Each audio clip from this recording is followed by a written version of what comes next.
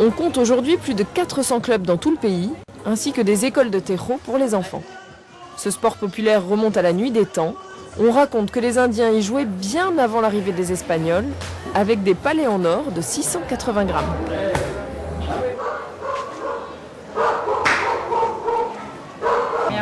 Enchantée, Tania. Je peux regarder? Mais bien sûr, Vous pouvez m'expliquer un peu? avec plaisir. La règle du jeu, 2 équipes de 3, une cible d'1 mètre carré en argile avec en son centre un anneau en métal, le bocine, et tout cela à 12 mètres de distance. C'est difficile ça, non? Non, pas tant que ça. Ils viennent de le faire. Ça paraît difficile en tout cas. Celui qui allume la mèche à l'intérieur du bossing gagne 9 points. Et ainsi de suite jusqu'à 18 points.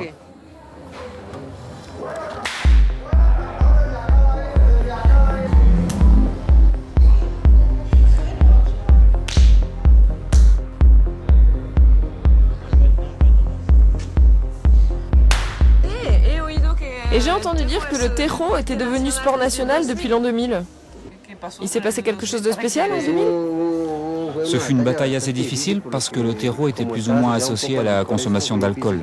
C'est pour ça qu'ils ont mis tant de temps à l'accepter. Finalement, ils se sont laissés convaincre parce qu'ils ont bien vu que ce jeu attirait de plus en plus de gens. En plus, c'est un sport national. Au même titre que le football est anglais, le terreau est colombien.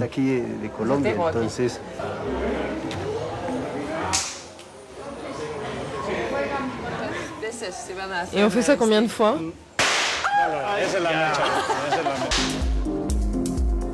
C'est vrai, ça ressemble un peu à notre pétanque nationale, mais c'est beaucoup plus difficile que je ne l'imaginais.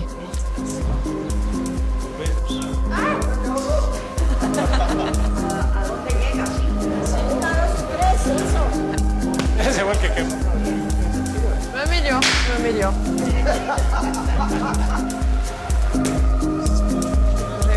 Ah, es mejor.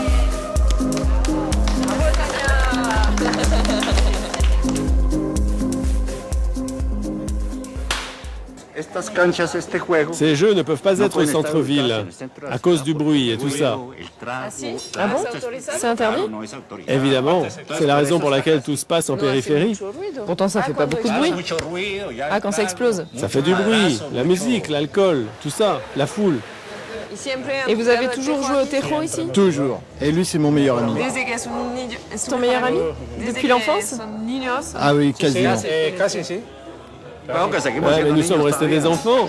Et d'ailleurs, nous avons encore des jouets, tu vois. On joue au terreau maintenant. Vous êtes restés des enfants, oui. En effet.